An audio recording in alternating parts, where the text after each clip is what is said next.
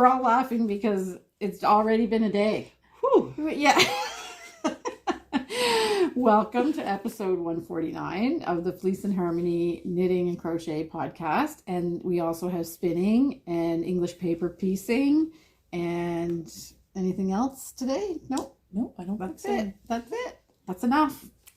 Oh, and crochet, right? Yeah. Do you say crochet? Yeah, it's a knitting and crochet podcast. We're Simone. starting off well. Yeah. And it's June 7th, 2024 when you're looking at this. And our recording is being done in our yarn shop. That's on our sheep farm. Oh, the yarn shop that's in our woolen mill. That's on our sheep farm in Belfast, Prince Edward Island. It's going to be fun. It's going to be a fun one. And I'm talking purposely slow because we've already been going like 180 miles an hour this morning. So we actually did a little bit of box breathing and we're going to be calm. So we're worried that the closed captioning won't even be able to keep up. True story. So today we have a pretty interesting shop update. We have everything here out of crinkly packages, so we are being able to show them easily. We have a new block for the blanket. And Simone has a new pattern that she's releasing, and we've gotten lots of work done on different projects, and we're going to have a slideshow on the Laine Magazine 21, which you're going to want to knit everything in it. Yes. It's a really, really great magazine. I find for myself, basically put a pink cover on anything and suddenly everything's just beautiful. Everything's rosy. Yeah. Yeah. Well, today's going to be a great day for know. you. Yeah. And we also have a segment of, or another episode of You Can Do It, which is the sweater project that Betsy and I are working on, creating our own sweaters from sweaters that we like or an idea that we've had. And we have a little Fibre Festival update, and the harmony part is all about hummingbirds. Ken got a new hummingbird feeder, and they've been keeping him busy. They're so cute. Yeah, they are. But they fight. Oh. Yeah. Today we saw a big dust up on the.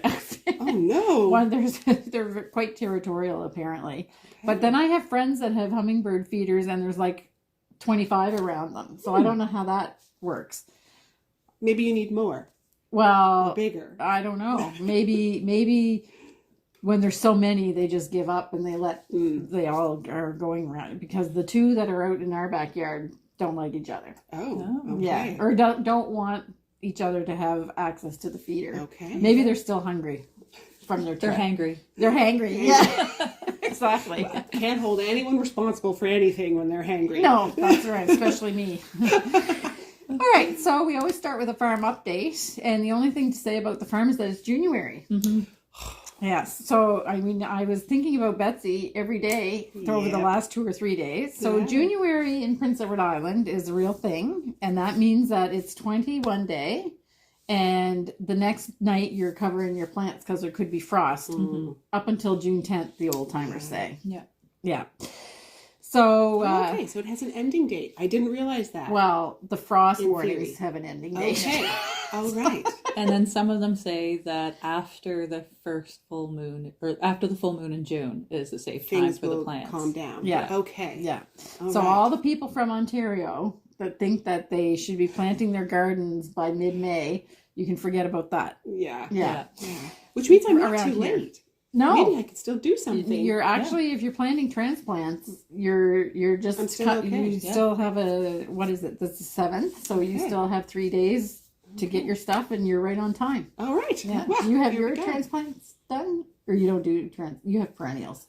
I'm just going to go to the garden center and get my plants And stick them and in then the stick ground. them in the ground. Yeah, perfect. Yeah. Okay. So that's January, and I always feel like I have to apologize when people come from away and think June is actually summer, but it's not really here. However, September and October are warmer. Yeah. So it's all just a give and take. So but Betsy and her family are still kind of thinking that it should be hot. I'm okay with it. Oh, okay. This year, it's my husband who's struggling more. I with saw a post. Yeah, I saw a couple posts. Matthew is having a hard time with January. I actually realized it's okay. I don't mind the cool. we've had a couple of really rainy, gray, Yeah. foggy days. Those are the ones I don't love so much. But Cold and like 8 Yeah. degrees Celsius And and rainy yeah. and windy. Yeah. I don't mind when things are like 15 to 22 is perfect for me. Yeah, just a little range. Well, it was funny because I think was it Saturday or Sunday? I went home and we actually had a little fire in the wood stove. Yeah, Yes, pretty It sure was Ken cool had a enough. fire in the wood stove Yes. too. Because Yes. I was going to turn it on. I'm like, no, come on. And Matthew's like, I saw Ken and Simone both have one going. And I was like, okay, fine. All I do is push a button. We can do it. We can do it. All right. So I have a little bit of housekeeping to do is because YouTube has done some kind of a cleaning. And honestly, I just about had a heart attack because we had no subscribers. Oh, New subscribers. So Okay. our subscribers were all still there.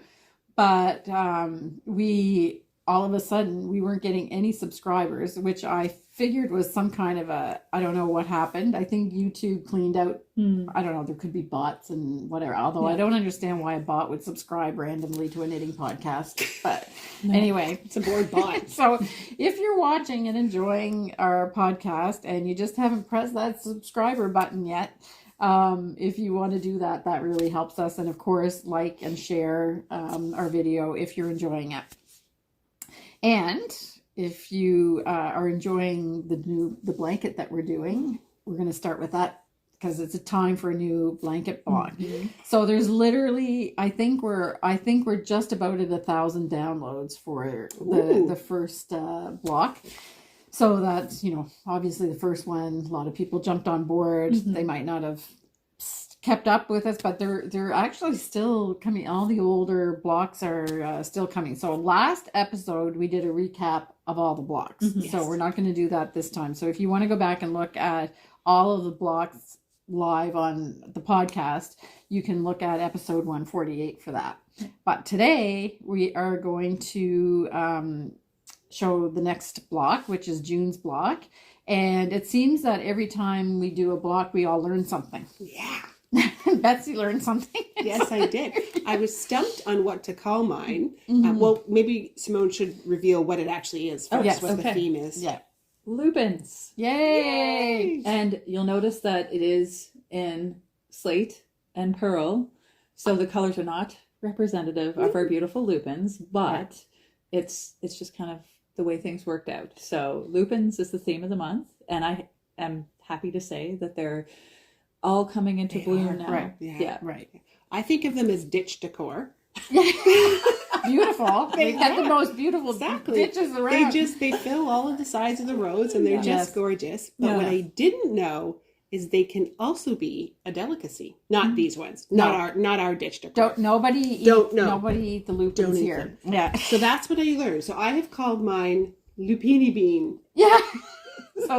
So there are cultures, and I can't remember what the restaurant was in Montreal that we used to go to. It was a little cafe, and I can't remember, but they had a lupin bean salad.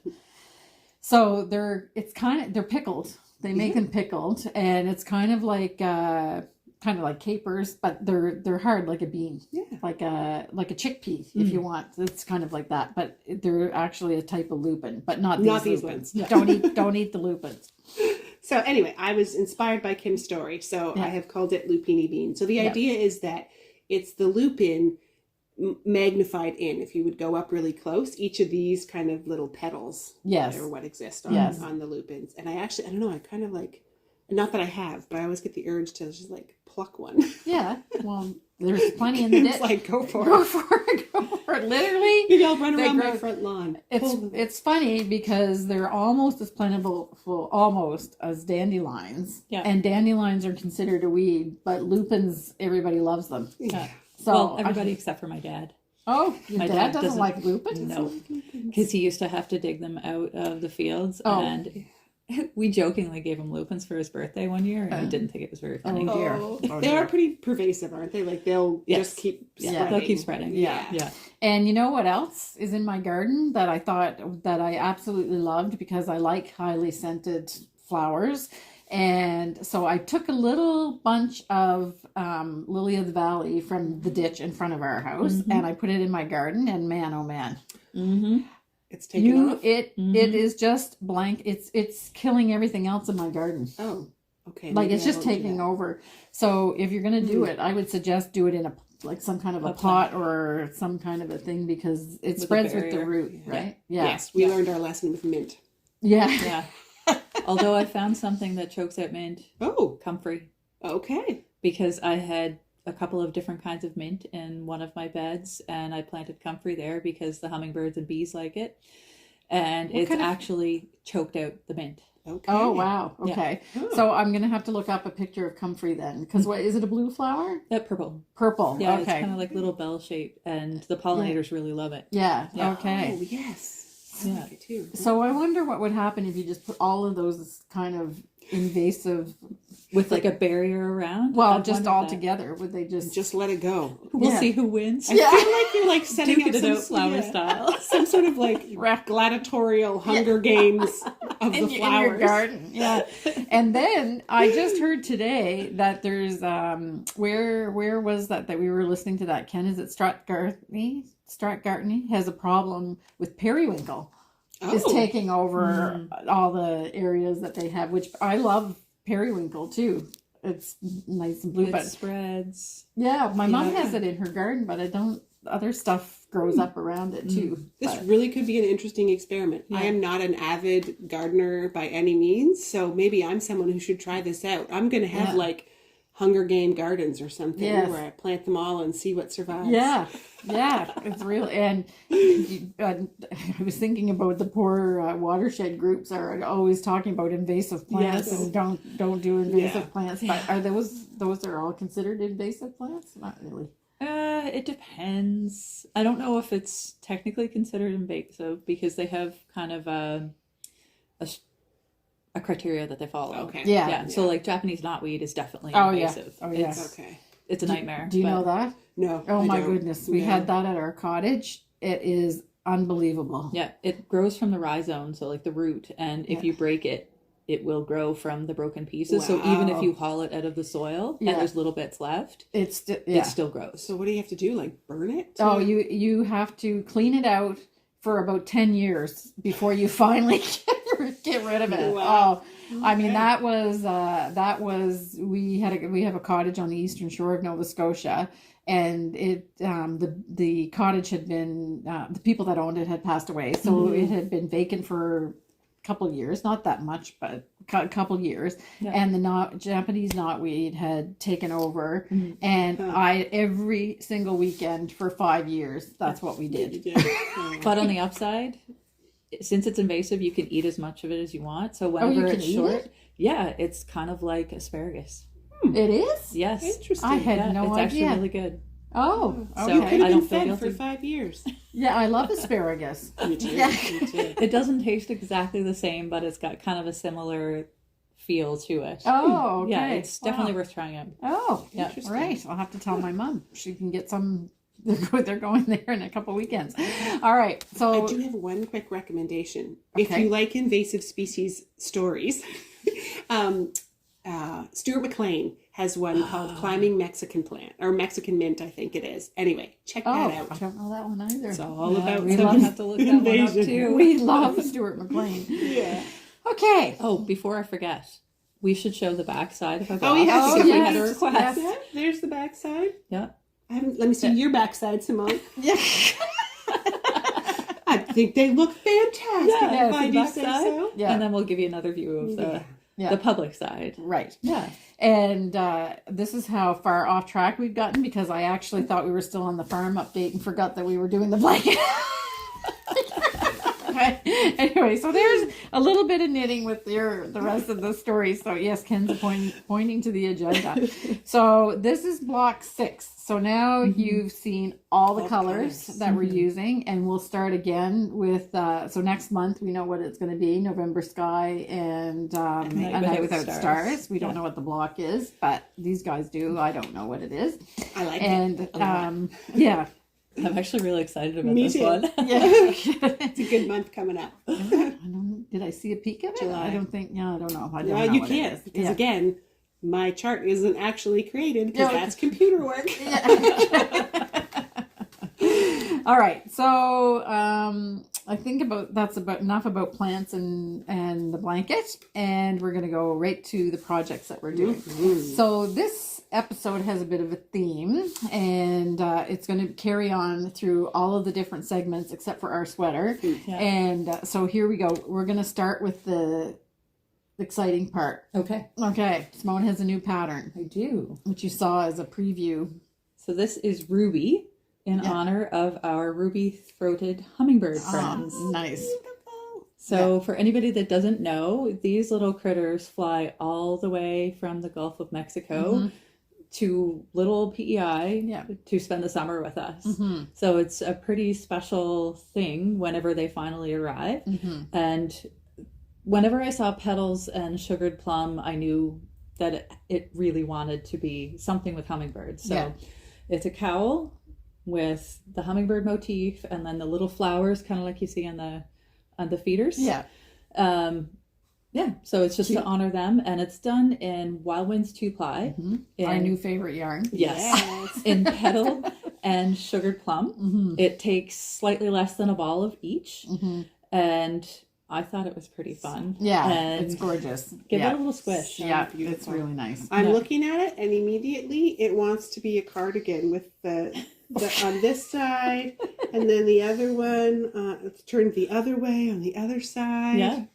So gorgeous. Yeah, really, really nice. And so light. Yes. Like that's Yes. it's I can tell it's going to be warm, but it's not weighty. Yeah. No. Yeah. So what size needle did you use? I used 3.5 for this. So Oh, I it's actually good. went up a little higher than I Okay. usually do. And I'm very happy with the drape, but also the bounce that you get with this. Yes. So So that 3.5 millimeter needle, Yep. and Wild Winds is actually a fingering yarn. Yes. So that's maybe larger than what you would Normally think. So use, I'm going yeah. to show my project that I'm using a 2.75, yeah. which makes a different type of fabric, but this is just gorgeous. Yeah. So when you're watching this, it'll be available on Ravelry. Yes. Okay. And I do have a coupon code. I had to write down my notes here. Yeah. So if you use the word nectar, all lowercase, 2024, you get 20% off on Ravelry for your download. And the promo, that's the word, right? Yeah. Oh boy. It goes from June 7th until June 21st. Okay, excellent. People have been waiting for this when you tease them. So there you go. So that's the first hummingbird thing Yes. today. Okay, Yes. so that's a finished project Yes. and a pattern. So Yes. life doesn't get much better than that. Yep. No. Okay. So I put fiddlehead mittens here, but we did that last time. Yeah. So I forgot to erase that. So that was last week. If you want to see how the fiddlehead mittens came out, then that's it. But I do have something that was last week that is work in progress, which is a Songbird Mittens. And I really apologize to Erica Husser. I want to say Husser. Is that right? Maybe. Okay. I say Husser, but that Husser, doesn't okay. that doesn't mean it's I correct. look at it and I would say Hauser. but Yeah, okay. I All don't know. depends. Anyway, Erica, we love your pattern. It's unfortunate that I keep calling it birdsong. So it is actually Songbird Mittens, and I did do some work on them. So, and I learned a lot by doing these. So this is the left hand, and the last time I was here, I think I wasn't finished the right handed one yet, so I finished that, and I put I've done the thumbs now for this one, and I'm almost done the thumbs on the right. And the one thing that I learned about this is don't even show me a pattern for gloves. Nope. You understand my issue with multiple fingers. Yeah. I mean, it's not difficult, but man, the thumbs are fiddly. Yeah. Especially with like all over color work. I mean, if they were plain, that would be one thing, I but don't know. It's just a lot of little circumference. yes. And usually I would do on a small circumference needle and fiddle around with that, but I thought that's not really super enjoyable either. So I decided that I would dig out my double points and do it in double points, which I did. And I started with 5 needles. Now I'm down to 4 because I talked to Betsy yesterday, and she said, "Oh, you only used 2." I only used 3. So 2, yeah. 1 front and back. Yeah. And then my third to actually work the stitches. Yes. So I thought that I would have probably a little bit difficulty with the floats if I did that underneath. It does get, and it gets a little like you don't have a lot of stretch and space to move. That's right. Yeah. So I decided to go with 3. Yeah. So we're the happy medium between what I was doing. So 3 on the needles and 1 to knit. So 4 needles technically. So I have this much more to do for the right mitten. And that's it. I really like it. I like the pattern is just gorgeous and keeps you interested because you're unveiling this beautiful songbird. I don't know who do you think, Simone? Songbird? Little robin? No. I think something like a thrush of some kind. Or a robin is a thrush. Oh, is it? Yeah. Oh, okay. I was going to say a didn't know finch that. of some sort. Finch, yeah. Anyway. Oh, speaking of not knowing things, Kim blew my mind with the newsletter. That doesn't happen very often. She wrote in the newsletter that apples and roses are related, and I was like, what? That makes total sense. Not at all related to Why songbirds. apple but- blossoms smell so good? Yeah, they do smell beautiful. So I have to say I was a little bit chuffed that I was like, oh. Because anytime you ask Simone about a flower or a plant or whatever, she only knows the Latin name. Or 17 different common names to go with the Latin name. Yeah, and I was like, oh, okay, you didn't know that?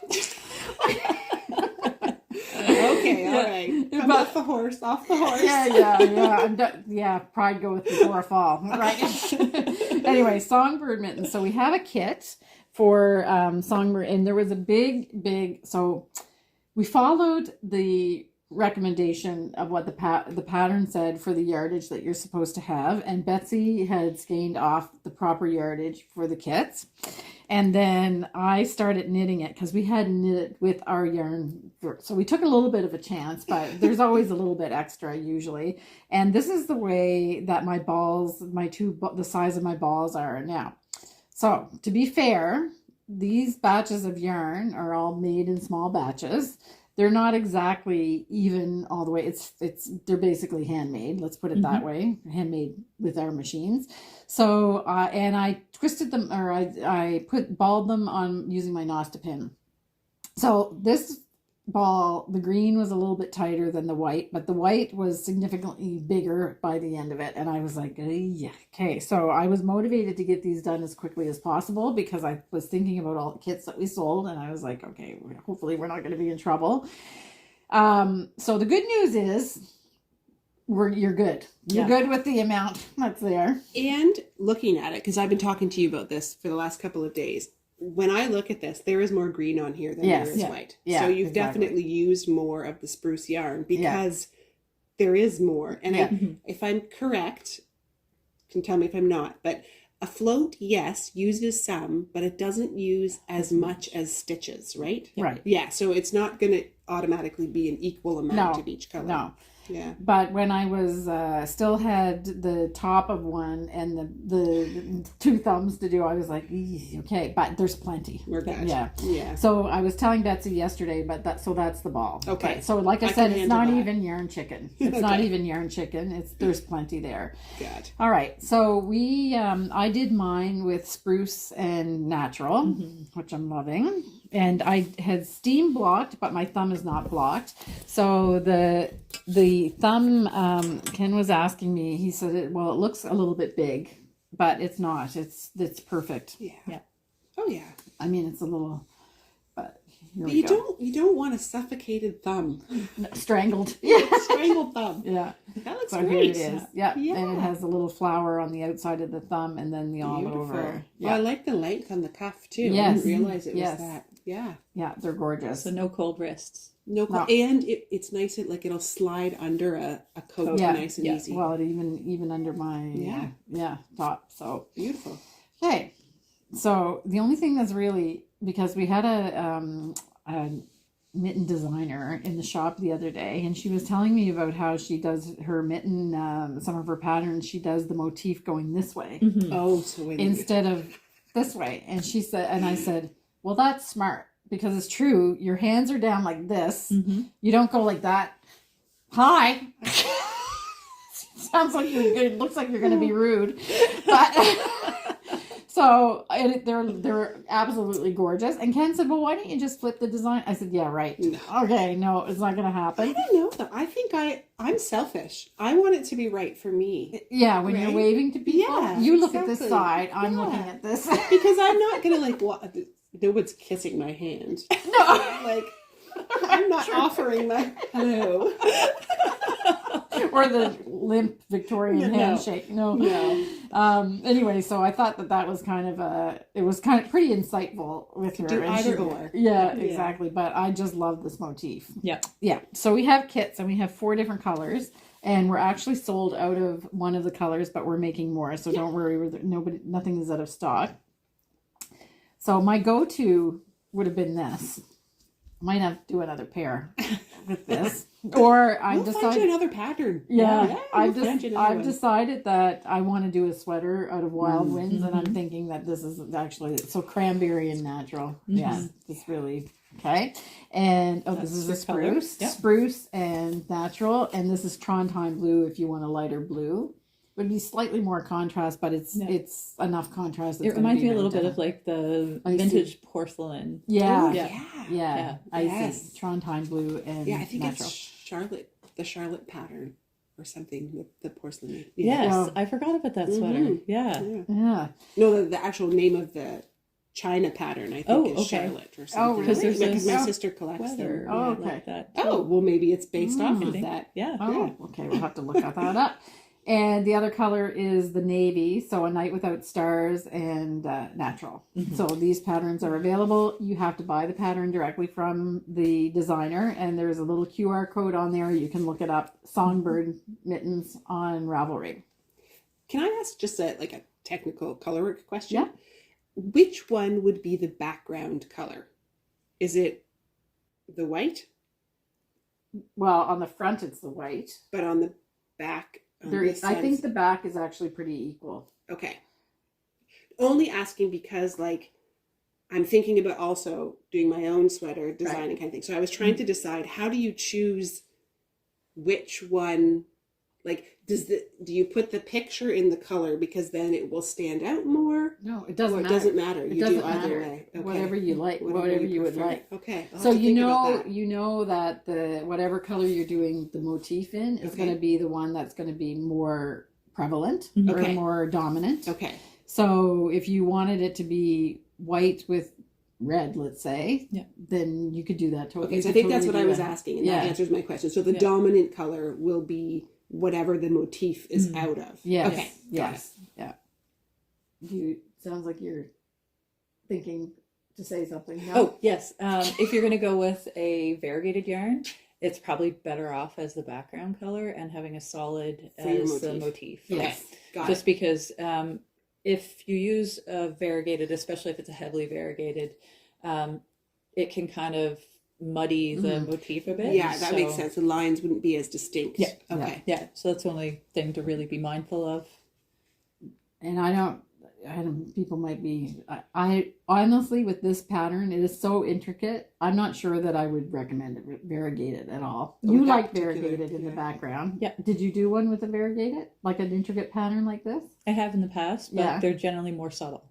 Yeah. Okay. It's not, I really like the punch. Yeah. So you'd use more something like a speckle or with small, not full variegation. Okay. Well, I guess like you're talking about with just a little bit of interest. Yes. Yeah. Okay.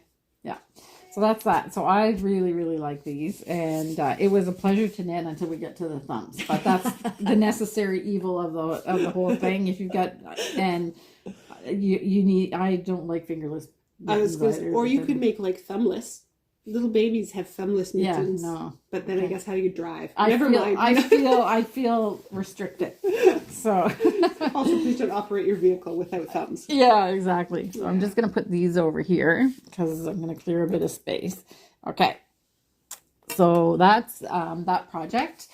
And then the next thing, so do we have more knitting? Let's do knitting Yes. first. So the Dustland. I've got a little, I did some more on the Dustland, so Okay. it's growing. Yeah. And it's actually pretty fun. It doesn't look like it's gaining a lot of depth, but it's kind of a more crescent shawl with a texture. So whenever it blocks, that will change it a lot Yes. because the stitches will relax a bit. Right. So that will change the dimensions. So we took pictures of this the last time, and I'll show the same pictures again, but it's kind of hard to see because it's a dark color, and until it's blocked and really like smoothed out or whatever, it's going to be, it's just going to be difficult it's just going to look see. a little off. But this is my front. I've got my little stitch marker there to mark it, and And this is also in spruce. yes, and it's in Selkirk worsted. So somebody was asking about the 3 greens that we have. Which ones are what is the tone of them? So spruce is definitely a blue green, and it goes really, really well with light blue contrast colors and things like that. Yeah. So definitely cool. Fir is is midway between cool and a warm. I'd still call it cool. Our green gradient kits come out of the fir. Right. Yeah. Right. And then we have pine forest, which is more of a yellow based green. Yes, absolutely. Yeah. So if you're trying to match contrasting colors, that's kind of the tone. I have to answer an email today about that. So and they're really like when they're at their full saturation, they can kind of go either way. You can really tell if they're a cool or a warm as you make them lighter. So the less saturation you have on it starts to show. And the pine forest definitely moves towards warm, and the fir stays on the cooler side. It's cool, but it's the most neutral of the two. Yeah. So this is definitely a dark blue green. Yeah. Okay. Yeah, it's gorgeous. Just trucking along. Yeah, excellent. That's nice. So we should talk about so Betsy and I don't have anything to say about our sweaters because I have opted to go with a cotton sweater today. So this is obviously a purchased one. Yours is purchased. Oh, what we're wearing? Yeah, what we're wearing. It's just too. It's not so warm outside for wool, but when we sit in here all snuggled up together, I get a little flushy. And in the back it was already like 75 degrees Fahrenheit. So, but I am wearing a hand knit wool sweater. Yeah. Short sleeves. Short sleeves, yes. Yeah. So this is the Paper Dolls by Kate Davies. Yeah. And we were just talking before we started how much we love Kate Davies. Yeah. You're looking at something. I'm looking at I need to zero in. I think I've marked like 10 patterns by her. I need to pick the one. Yeah.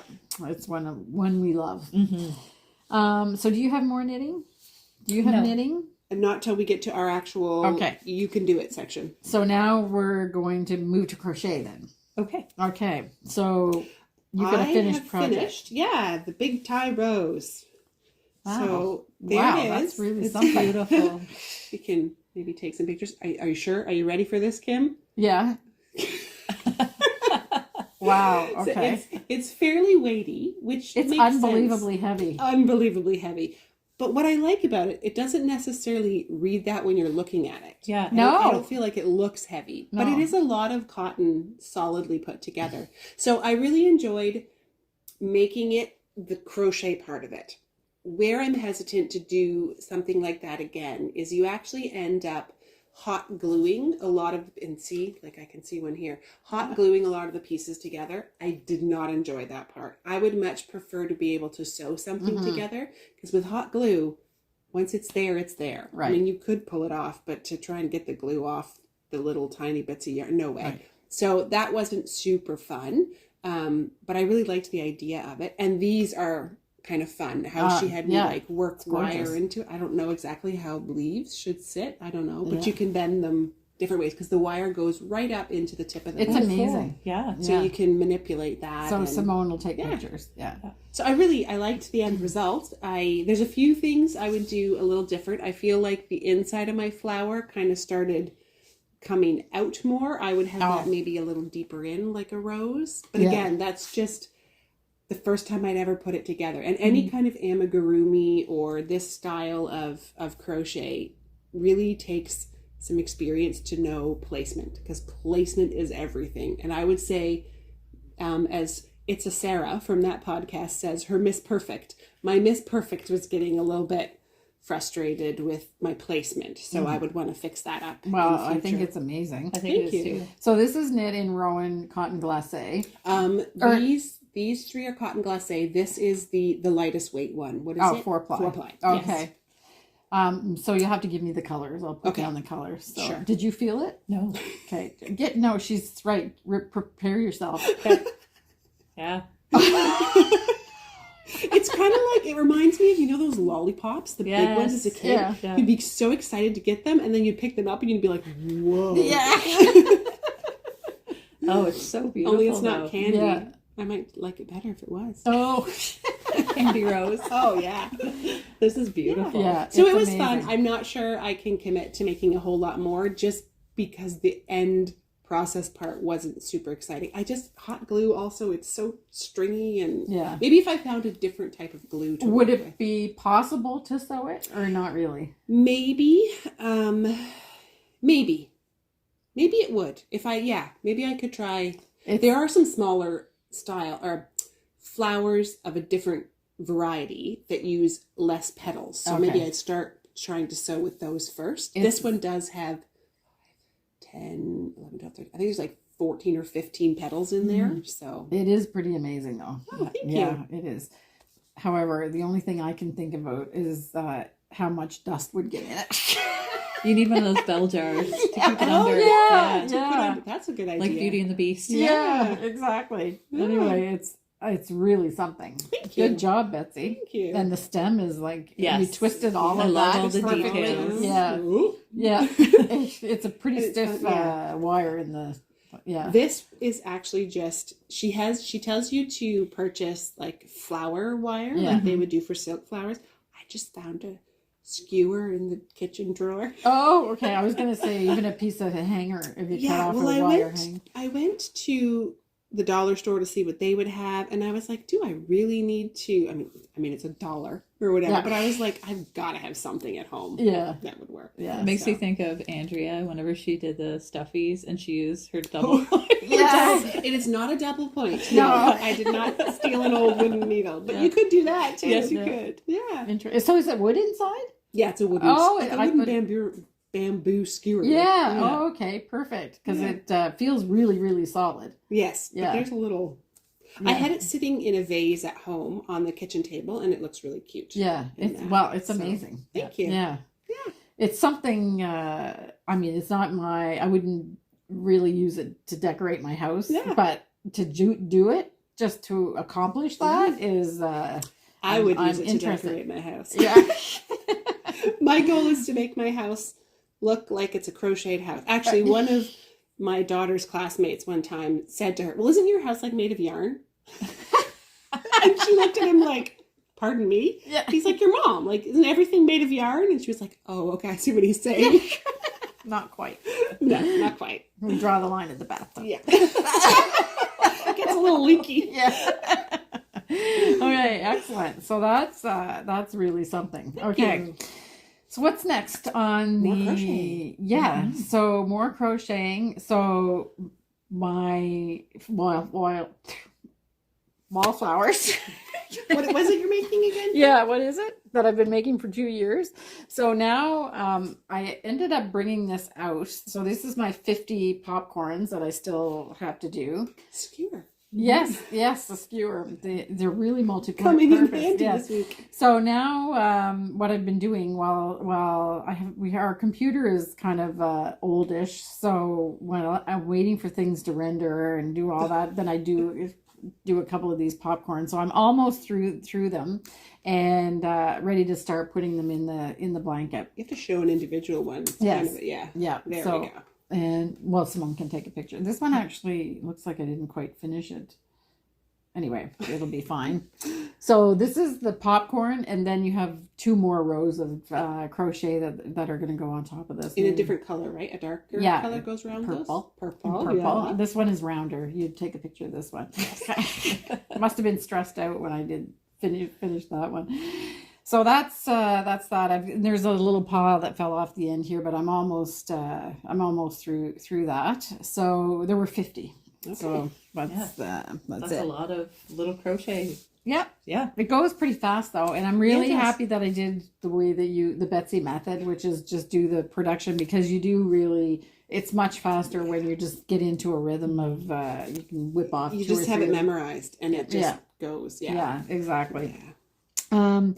Okay, so that's about that, and I didn't even bring the blanket out because it's so big, it's like hard to show. But I'll take a picture of it inside, and then I'll put it. We have actually have a Wallflowers file in our in our I'll thing. upload it to Ravelry. Yeah, so I will do that, and we'll show a picture here. All right, and then we have Betsy's Violet Garden. I actually didn't even bring it. 'Cause Okay. all I did this week, you're gonna see soon where I spent my time. Okay. All I did was like 2 inside flowers. Okay. The inside part. So I've got a little, what do you call that? Little monogamous this week. Okay. So not big like variety, me with my but there'll be mittens too, I progress. think. Yeah, you just want to finish stuff sometimes. I gave myself permission to work on what I felt like working on. Yes. And Right. it paid off. Yes, good. Oh, good. You'll I see. can hardly wait to see. Okay. All right. And Simone, what do you have next? I have spinning or paper piecing. Okay, so you got the paper piecing. Let's do the paper piecing. Okay. Because we haven't seen that in a while. No. So I'll start with the older ones first. Just to recap. Yeah, so I Okay. just did the little Want me to chicken. hold it for you? So it's chicken wire and chickens and just kind of farmyard colors. Yeah. And then this is my sea themed one. Yeah. So that's this way. Okay. Under the sea. Under the sea. Yeah. Okay. And then I have meadow with and with an Oh, E this in the is my center. favorite. It's so Victorian looking. Yeah, and those are definitely more my colors. Oh, there we go. And now And you're going to take a picture of that. Yes, I will. Yeah. So now this is the one that I'm working on now. It looks a little lopsided, but that's because I haven't finished the outer ring. And it's kind of a foresty one, but not really. So this looks kind of like spruce trees, and then there's leaves Yeah. and more leaves. They'll be But- all Yeah, close up pictures. I just went but with just- colors that were close for the edge. Yeah. Yeah. Yeah, Yeah. and I went nice. on kind of a square cutting binge too. So I had a stack of fabric and the iron out, and I figured I may as well just iron everything and bust up some squares. So Oh, okay. I The filled a little- hexagons, you mean? Or the- actually, I just cut them into little squares. Oh. And I put them in a box so that whenever I'm ready to use them, I can just haul out. So these are not cut in hexagons. No. You can do either or. So Oh, okay. some people take the time to actually cut them into a hexagon shape. I, like Simone, don't bother because Oh, okay. by the time you fold it over, it doesn't really Oh, have okay. to have been Oh, done in okay. there. And it just adds a little bit extra to the quilt Heft. too at the Yeah, end. I can Yeah. feel because there's quite a lot of fabric in the Yeah. back. And yeah. those are a little heftier too because there's still paper in them. Yes. Yeah. And do you trim that at all, or? I take the paper pieces out whenever I'm Oh, do you trim done. the yeah. fabric? Yeah. But do you trim the fabric? Yeah. I don't know. I haven't gotten that far So yet. some of that will depend. So if you were going to hand knit it or hand knit, stitch it? hand embroider. Oh my gosh, hand quilt. Yeah. I'm trying to go. I'm going back through the phases Yeah. of my life. Yeah. To hand quilt it, you would maybe want some of that neatened up and a little bit less fabric because of how many layers of fabric you'd be going through. But if you're going to machine do it, I don't know that it matters. Yeah. a whole Okay. lot. Yeah. So so this is all just the piecing. Yes. And the stitches, take a picture of the stitches because the stitches are very, very fine. I can tell you these hexagons are not going anywhere. No, I was going to say, Simone, that quilt is not coming apart. Yeah, Good exactly. job. It's Thank really, you. you take a picture of it so people can see. Yeah. So then I actually my mind didn't even go to the fact, but of course, now you have to quilt it Mm-hmm. Yeah. after Yeah. you finish it. Yeah. So What what, you have to. Now you get to. Oh, okay. So what design do you quilt? I have no idea yet. Okay. So again, in the ditch? the world or- is your oyster. So Yeah. you could do in the ditch. You could actually follow the shape of your hexagon. You could ignore your seams altogether and do all over patterning on it. Okay. So it's what she wants to do is Yeah. really what it comes down to. Do you have any ideas yet? about Not what- yet. No? I figure it'll tell me what it wants. Yeah. Yeah. Okay. And your fingers will tell you what you want. So have you made one of these? A full the one that we showed? Yes. And you embroidered on it. My mom helped me to hand quilt. Okay. So I will say I did hear a little bit of muttering with that one because my layers of fabric were a little thick for hand quilting. Okay. And I think it was a heavier cotton. It was not a lightweight cotton that I used. So yeah, and I remember her trying to, because with hand quilting, you're often trying to figure out where the seams are lying so you can kind of quilt on the opposite side of that. Right. Where with this, that didn't really happen. So I think what she ended up doing for me was mine was not all the same. Remember, it had different size hexagons and different other pieces put in. So mine was a big variety. Okay, so did she do an all over pattern or did she just follow? I told her to, so around my embroidered pieces, she did around it was kind of, let's say it was intuitive. Oh, okay. She did what made sense for each section that she was working on. Wow. That's neat. Yeah. So we'll show a picture of that quilt again because that was really something. Okay, so this seems like quite a lot of progress. Yeah, I've been just picking at it. Whenever I don't want to knit, I pick this up. You sound like me. I'm like, I'm done knitting, but I need to do something. Yeah, I know. I'm not very good at sitting still, so if I'm not reading, and like Curly wants to watch a movie or something like that, then I need to have something in my hands because otherwise I'm falling asleep. I'm not making it through that movie. Yeah, I just get antsy. Yeah, exactly. Me too. You have to once you're always have your hands busy. They always have to be busy. Yes, it's kind of it's a habit. It is. Yes, but not necessarily a bad habit. No, I don't think so because while my hands are busy knitting, I'm not eating. So there's a few things about busy hands that indicate, it's a good thing. Yeah, exactly. Okay, so I think that's it for our projects until we get to the you can do it. Except now you're spinning some progress on your spinning. So the last time you were here, you just had one bobbin. Yep. And so now you're on full the bobbin. Wow, it's a lot, eh? Love the it's a big one again. It is. And here's the second bobbin, and I'm on to the second part of the fractal for this bobbin. Yeah. So I'm just spinning away.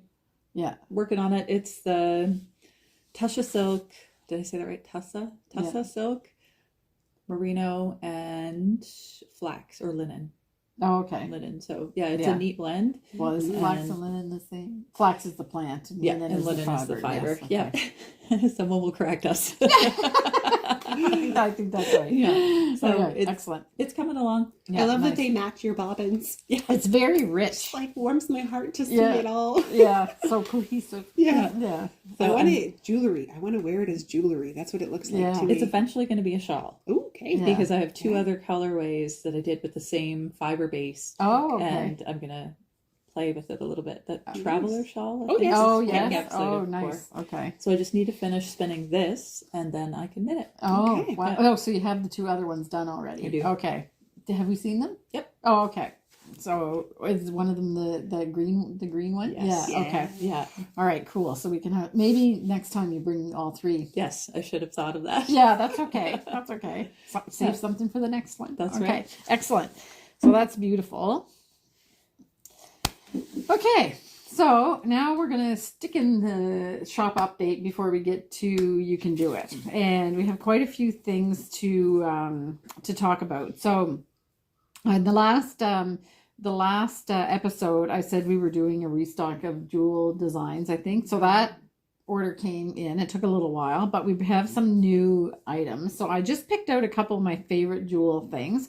So Jewel Designs is run by Laura from, I think she's in Maryland. So it's a woman-owned business and kind of I keep calling it a small shop. It's not really a small shop. She's well known everywhere, but she's got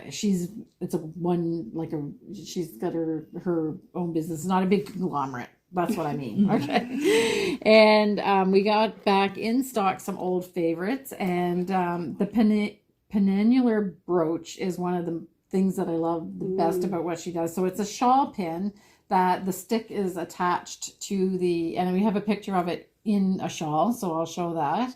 And the way that it works is you have the stick. Oh, here, I'll grab my sweater so we can do it. Let's see. Here, do it on that. Oh, okay. Here. So you just put the stick stick this way. Yeah, the stick goes behind. Yeah. And you put it through your knit. and then you line up the should have practiced this. stick with the hole. You've got too much fabric, yeah. Okay, there you go. And then you twist the ring. Yeah, like so that. Nice. Yeah, it's very cool. Yeah, it's very cool. And this is a Celtic design. So that is called the Runa penannular brooch. So that's one. And we have different ones that she does a lot of penannular brooches. So we have one with butterflies, we have one with bees. And I think there's a couple other ones like that. So a little bit, a bit of a spin on the traditional shawl pin. The other thing that we have, and we restocked on some of the motifs, is the Charm Lock shawl pin, which is a traditional shawl pin with a stick. But these charms come off. So once you have the pin with a charm, you can buy other charms to go on it. So if you want to change the motif. So this one is the hummingbird, but there's also, I think we might be sold out of the dragonfly, but we have bees and we have butterflies in that. We've got a tree frog, we've got a sea turtle. So there's all kinds of different motifs. And we have in stock all of the shawl pins with the motif, but if you want to, or with the charm, but if you want a different charm, you can buy the charm separately as well. I'm going to give that one a try too. You want to try that one on? Sure. So I think I was visualizing it there. I'm assuming you got to start with it there. Bit of a, oh, I don't care. Yeah. Whatever. So don't stab myself. How does that, yeah? Yeah. It has to go in. Yeah. And then up through the other side. This one's a little thicker maybe for my... Yeah. There we go. Yeah. Get my triple chin eyes all messed up. Yeah. Yeah. Beautiful. So they're really, really nice. Okay, so if this is a little bit, we're going to try to pick up where we left off. We just had a customer, which is fine, but it's always a challenge to remember where we were. So Betsy was just going to say... Yeah, I was just playing with the locking charm pin, and as I went to take it out, it's locked. Yeah. So it's good though, because with shawls, sometimes I worry that I move a lot, and I wouldn't want my beautiful pin to fall out and not have me notice. But these locking ones, you would not have to worry about that at all. No, they're because it has. She even has like a twist in the pin. It's stuck. Yeah. So see how there's like that really kind of twists in. So unlike a straight pin that could just slip out. Yeah, exactly. They're gorgeous. Yeah, really gorgeous. nice. Yeah. Okay. Good job, Betsy. Now you I get a don't big care. Yeah.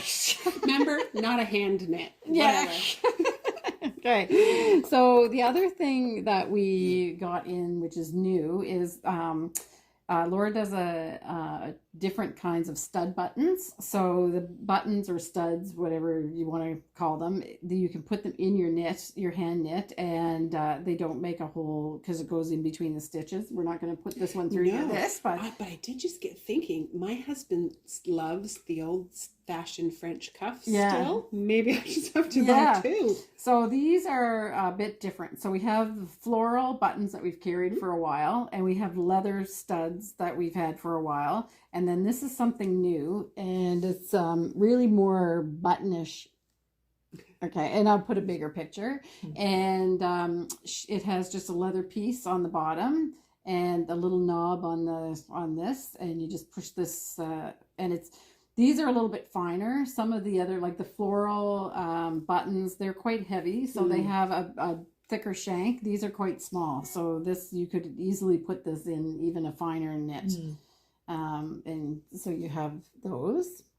And the other new thing that we have are these clasps. So this is a Celtic knot hook and eye clasp, and they come in pairs like this, and they're gorgeous. I put the size on the website, so they're I think it was like what would you say, 1.5 inches long and about like half an inch wide. I would give it that. Yeah, maybe even a 3/4 inch high. Yeah, I actually measured them and put it in the thing, but I can't remember what it was. So when you go online, you'll see it. The key thing about those, because I mistook with you clarified for me that you do actually sew those ones on. Correct? That's right. Yeah. So these are sewn on. It's the only thing that I have of hers that you actually sew on. But for a little cardigan or whatever, they're gorgeous. So the centerpiece unclips. It's a hook and eye. Yeah. So you've got the two pieces that you would put on either side. Yes. And then they'd hook. Yeah. Yeah. Very I don't want nice. to take them apart No, because that's she's fine. got them all on there. So that's that. So that's the jewel. And we have lots of jewel things. Like there's all kinds of different shawl and then traditional shawl pins and things like that. So you can check Some that. wooden ones too. Yes, some wooden ones with wooden sticks, and you can check. You can check that out. The other thing that I wanted to show, and I should have moved these things. I'm going to put them over here, Betsy. Is a couple of new books that we have, and the first one is Embroidery on Knits by Judith Gumlick. You're the German. Because I'm going to say Gumlick? Gumlick. Yeah. Okay. It just depends on region and where you're from. Right. And yeah. So the way that I choose the books that I get is that I usually buy one or two first, and this is from Laine. Usually Laine is pretty reliable, but I always just kind of buy a few first and then decide, is this one a really great one or is this one okay? We don't know if it has but this is fantastic. I fell in love immediately. Yes, but even if you don't embroider, I hadn't even opened it and I was sold. I know. Yes, because first of all, it's absolutely gorgeous. It's like all Laine books, like the photography and everything is just gorgeous. I'm going to show you a couple pictures. But the work inside, So lovely. so this is afterthought embroidery. So if you look at this, and even the cover is fantastic. So this is there's patterns, and she starts from the very beginning, because Betsy and I were talking about, like, you use a stabilizer for most of these, and she gives you advice about which is the best stabilizer to get. Fantastic detail. Yeah, fantastic detail. And there's in the back there's an envelope that has all of the patterns for the motifs that she shows, so real paper patterns. Betsy and I were talking about that the other day because it's not a PDF. No, there are some things in this world that my heart is actually aching. Things like paper patterns that have gone by the wayside, that a PDF is just sometimes, anyway, to have it included, I thought was just a beautiful gift. Yeah, exactly. So there's all kinds of designs. I find here, like, different motifs.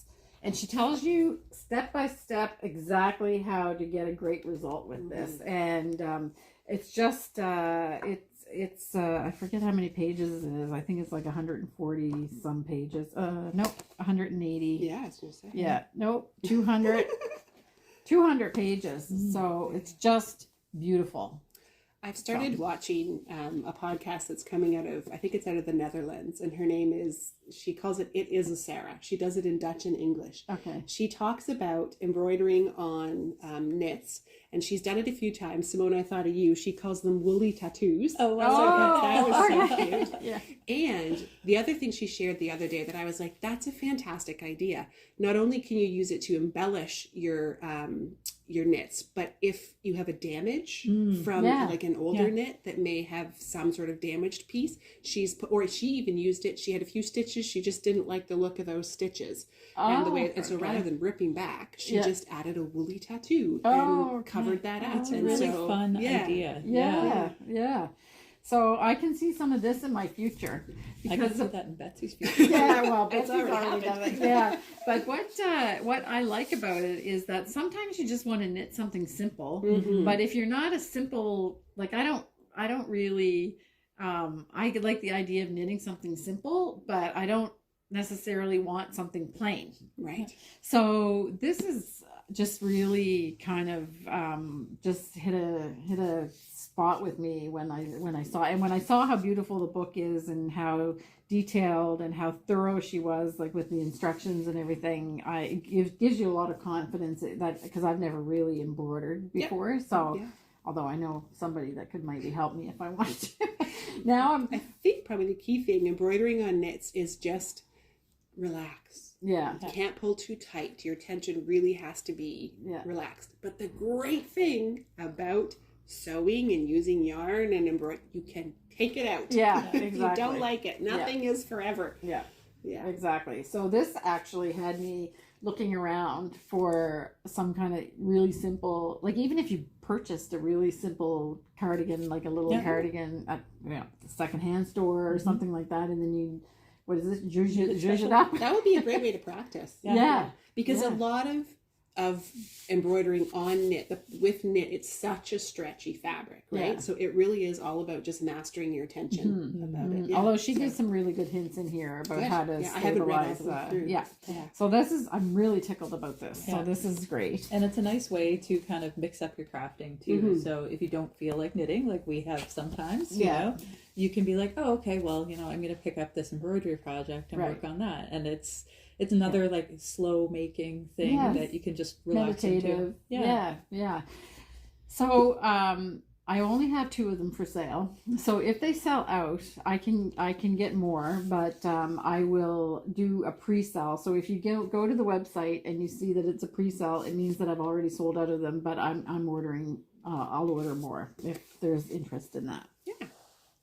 And then I alluded to this in the Pink cover. pink cover. It's a Laine magazine, and we love Laine. We have every issue. We started buying Laine the minute we opened the shop. We started buying Laine magazine because we just love it. It's beautiful, and I can remember back in the old days when it started, we would get every magazine. We anticipated, and you wanted to knit everything that was in them. So those are the older ones. And then they kind of went through a little bit of a, I don't know, wanted to change things. Yeah, they wanted to change things up a bit and whatever. And there were a couple that we were like, hey, well, that's nice. And it was always very good quality, but it was things that really didn't make us sing. And so then the last few issues have actually kind of been back to the way that they were. So I think they kind of found their groove. Like they tried one thing, then they tried something else, and of course there's a progression of the way you run your business and how you grow and decide who you are, I guess. So this one is fantastic. I'm going to do a slideshow because every pattern in it I would make. Yeah. And I think we agreed on that almost. It's unanimous. I'm trying to remember because we had a few books come in at the same time. So I'm just there was definitely one. I think that was. They're items that are trendy. I love that one. Yes. It's a combination. Yeah. It's like a sweater set, a twin set. And they have all of them have details that are interesting, but they're not, and they're fashion forward, but they're not too outside of the kind of traditional shapes. They're still totally wearable. Totally wearable. Yeah. So I'm going to do a slideshow. So we'll just do that now, and I hope that you agree with us.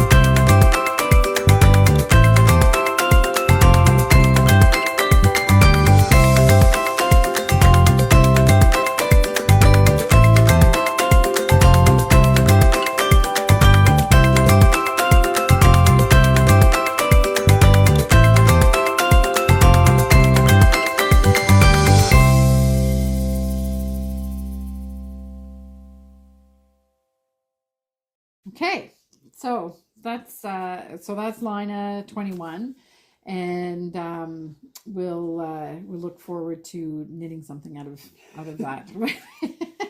So a good one for your collection. So if you've passed on a few because it wasn't really speaking to you, then this might be one that you might want to look at again. Okay, so I think that's all for the shop update, and now it is time for You Can Do It. So the last time we were here, I hadn't picked out my colors yet. I think I just showed the brown swatch. The brown swatch. So now I have just started it. To be honest, I only started it. I just started it on last night, actually. So it's not, this segment for me is not really about all the progress that I've made with my sweater, but I do want to do a couple things. Betsy's going to hold up the end of the bargain where there's all kinds of progress. So I'll just start because mine's probably shorter. No problem. So the last time we were here, I had my little knitting journal and I had done all my measurements and I had figured out some things. So I was ready to start, but I hadn't chose the motif. So on Saturday, Simone and I looked through the Salbu patterns book, and we looked we have some motifs, but there's a little bit of math that I have to do on the top to make and I haven't actually made up my mind about what I want to do. I was going to say, is there any of that at the bottom, or no. do you don't need to know? I don't need to know. So right you got yet. time. So I was waiting I kind of had envisioned knitting the whole, or having the whole thing written out about exactly what I was going to do when, but then I would never start because I just didn't. I have to sit again with the pattern book, the Stitch Dictionary, and just make sure that that's what I want to do. So last night, because I picked my colors a week and a half ago, so last night I was like, wow, I can cast on the rib because I know what the basic is, what I have to do. So here are my colors. Okay, they're a little bit squishy. I got that. Okay.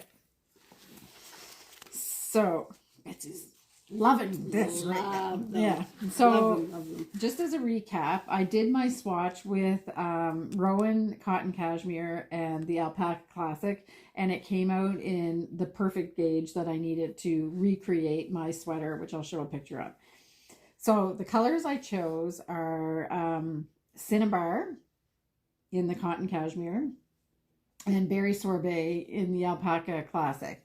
So this is going to be the main color of the design. Then the two contrast colors are, one is a lighter pink. So in the Cotton Cashmere, it is, I wrote Pearly Pink, which is color 216. And in the the stranding color in the Alpaca Classic, it is Hyacinth, which is 129. So a little bit softer. And then I'm going to use white as the one of the motif colors. And, well, it's not white. It's actually Ecru in the Cotton Cashmere and Snowflake in the Alpaca Classic. So those three colors are what I'm going to do. And I need 24 rows of rib to start. And I cast that on last night, and I actually got a little bit of a start on that. So just to repeat what we found out from last time, it's 2x2 rib. And then when I get to the top of the rib, I'm going to decrease and go up a needle size. So the decrease is going to be knit two together. So then I'm decreasing by one stitch for each quad, I guess, of stitches. So is it your purl section that will decrease? Yes, yeah. I'm going to decrease on the purl, and then I will switch to a larger needle size, and that should give me the gauge that I had figured out and match pretty closely my sweater. Yeah, so this is quite nice too, the color combination.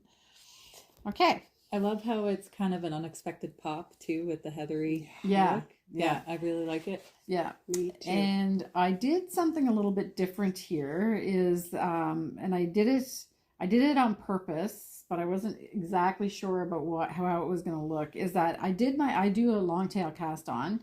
So I did a long tail cast on, But I always find, especially when you've got a long bit of cast on with the long tail cast on, that it gets pretty tight to manage after it goes on down on the cords.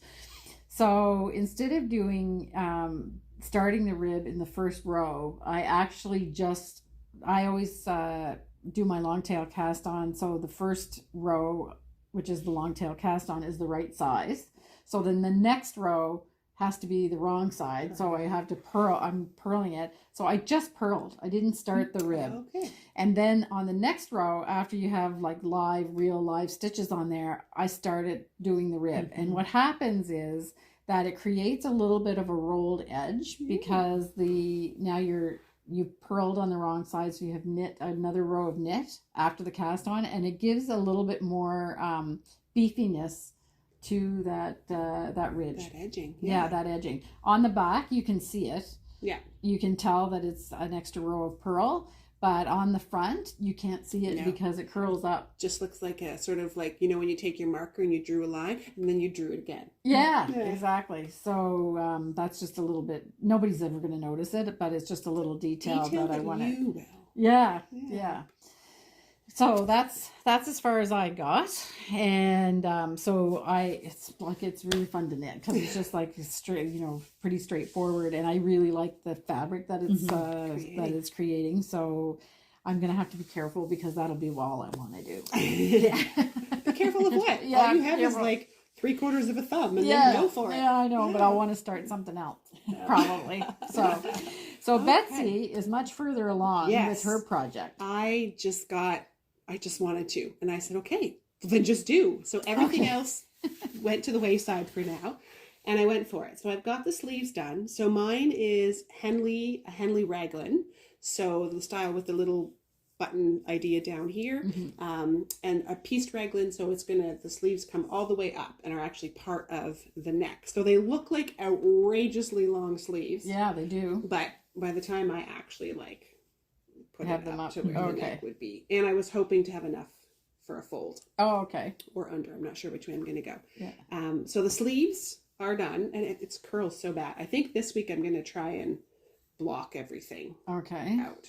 So, and the top looks long because that is the whole set. This is what I'm telling myself, that it's all going to work. It's going to work. It's all going to work. So it actually almost makes like a saddle. Yes. Yeah. I guess that's what so it's this called. is not your raglan depth. Obviously, no, that's down to the but this goes all the way up to the neck piece. Yeah. So like that goes right in. This here is part of the neck. The neck, yeah. So you can see it even almost fits on me. Yeah. Okay. So that and it was inspired by the front again. If you haven't seen it, is all done in scrappy striping. So the front is where all of the excitement happens, and then I wanted to keep everything else fairly calm. So I did a little bit on the bottom of the sleeves, continued the striping. I love the width of this. It's a nice long. I wanted it to be like in here. Not past the elbow at all. Right. And this is done in point prim sock yarn. Point prim sock, yeah. The main color now is Seagull. That's what we call it. And then these are all just test colors we did, and some regular colors. Yeah. And then I am this far up the back. Oh, okay. So this is very sort of mindless knitting, but I just want to do that. So I just keep going. So I started, but I was like, oh, maybe I'll make a goal of putting 10 rows on a night or something, but I just kind of keep going. Oh, great. Yeah. Got to do what you want to do. Yeah. And it's all going to be plain knitting all the way up the back. Yes, it is. Okay. So I've been hesitant. I was trying to use up yarns, but then I realized it comes to a point where you need to finish the project well. So I did purchase an additional skein of the Seagull, and I think I'm going to grab another one actually. Oh, okay. Because I'm down to about this much of my ball. These sleeves took quite a lot. Yeah, I would think. Yeah. I don't know. We'll see how it all works out. I might have monstrously long sleeves. But... So, from all the other knitting that you do, you tend to be a little bit larger. I know, but I don't know this time. I don't know. That was my question. Are you aiming to be like more fitted, or yeah, I am, but not. I don't want it like yes. I can tell. Very. Which might be part of this is like anxiety knitting. Well, don't tighten up. I just know it's not that way, but I just need to know if it's going to fit. I just need to know. Yeah. Yeah. I don't know. We'll see. Yeah. We'll see how it all comes together. Because I made Ken help me redo my measurements yesterday because a lot of the sweaters that I've knit lately, well, the Maya fits perfectly, but Rowan in particular, when I'm knitting Rowan patterns, they all come out bigger than what I want. I've been having that problem too. Yeah. So So I've also been buying clothes I just bigger seem to than be extreme both Yeah. ways. It's either too small and doesn't fit me, or it's way too big. I can't seem to find just the happy medium. Yeah. So we'll see. So but when you look at this, if you get the gauge and you look at it's the with Rowan, I think it's maybe more the shape, like it's the drop shoulder, and then they don't put a lot of shaping in their knits. So if you dream of waist shaping, it's for the most part, unless you're doing patterns by one of their designers, like when Kim Hargraves was designing and things like that. So I had Ken redo my measurements for this one because I thought, well, maybe the problem is that, so by the way, while we're doing these two projects, Betsy and I are both referencing Amy Herzog's The Ultimate Sweater book. Yeah. So she talks about the upper torso, like upper back measurement and the bust measurement. And that if you are a little bit bustier and you want to double check that, you should actually be knitting the size for your upper back measurement. Yeah. So I was convinced that was my issue, is that I was knitting for my bust size and the full bust rather than the back measurement. So I had Ken measure me again last night, making sure that the measuring tape was in the right spot. And there's only 1.5 inches difference. Okay. Which first of all doesn't make sense. Because I definitely, it's not, I do have a bit of a bust, but it's 1.5 inches difference. So it's got to be my shoulder, like the shoulder. What do you think, Simone? Well, it's got me thinking now too, because I tend to carry a lot of muscle in my back. Yeah. So I'm thinking that maybe I need to expand the back portion of my sweater just a little bit to accommodate my muscle and to reduce the front. So like the backwards version of what Betsy's doing. It'll be interesting to see if we try all these things. Yeah. If we just come out with absolutely Frankenstein sweaters, or like the perfect sweater, and we're like, oh, it's us. Yeah. Yes, it's not you, it's me. Yeah. And it's like because I have a notoriously flat behind, just flat, like you say your bust is like a ruler, my bum is like a ruler. So I always said if my head was on backwards, I'd have a flat stomach. So that's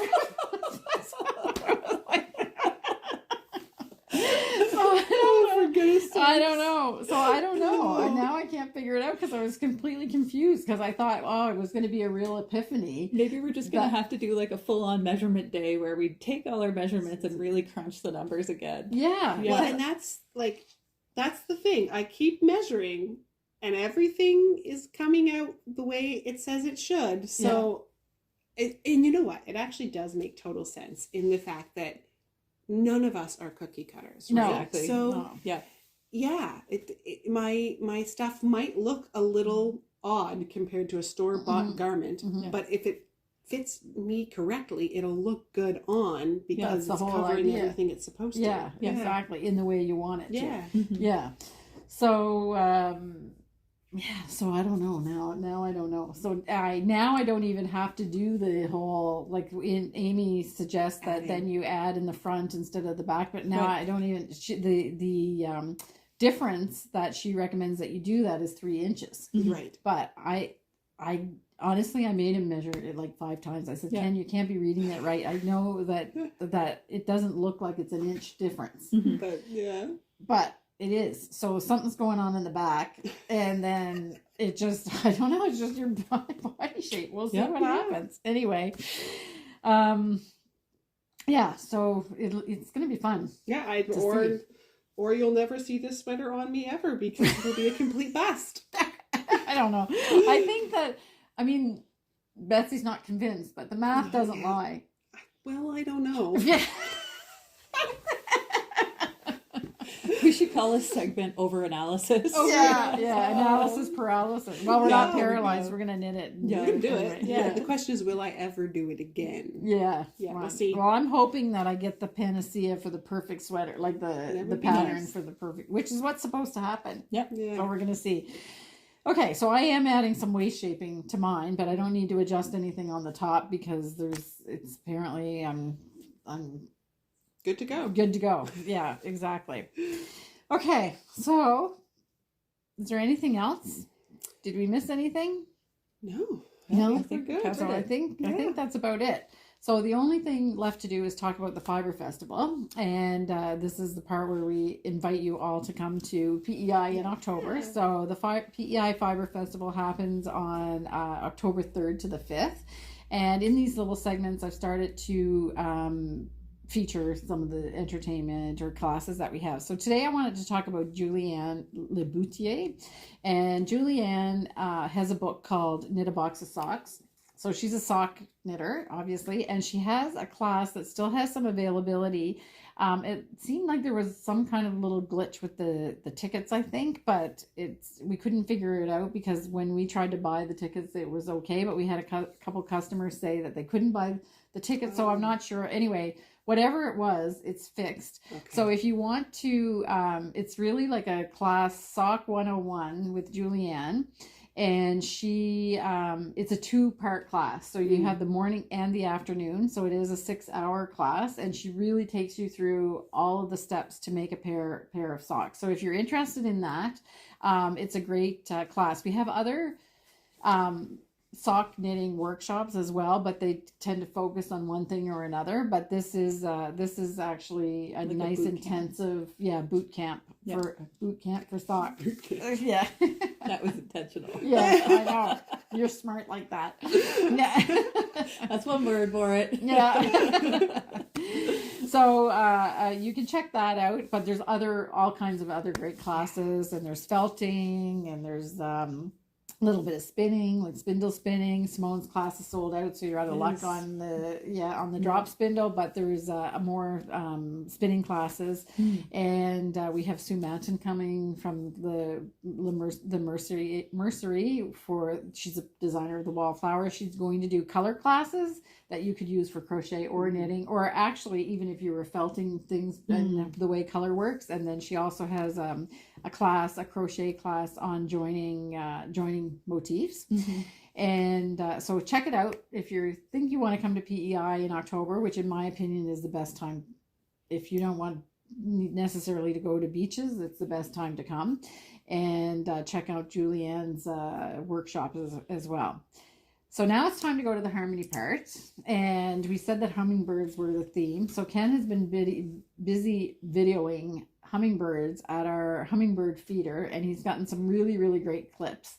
And they're a little frenetic, I have to say. So I'm not quite sure what music I'm going to pick. Flight of the Bumblebee. Yeah, exactly. So I'm torn because the harmony part is supposed to be relaxing. True. And like it's a kind of a coming down time or whatever. But I have some really fast music that I could play, but I also have another piece by Richard Woods, who's coming to the Fibre Festival to do the entertainment, and that are fast, like jigs and reels. So I'm not quite sure. So if you hear fiddles, it's Richard again, or I've picked something else different to go with these beautiful little hummingbirds. Okay, so have a great 2 weeks with all your crafting, and we hope that you have a joyful 2 weeks until we see you the next time in 2 weeks' time. Bye.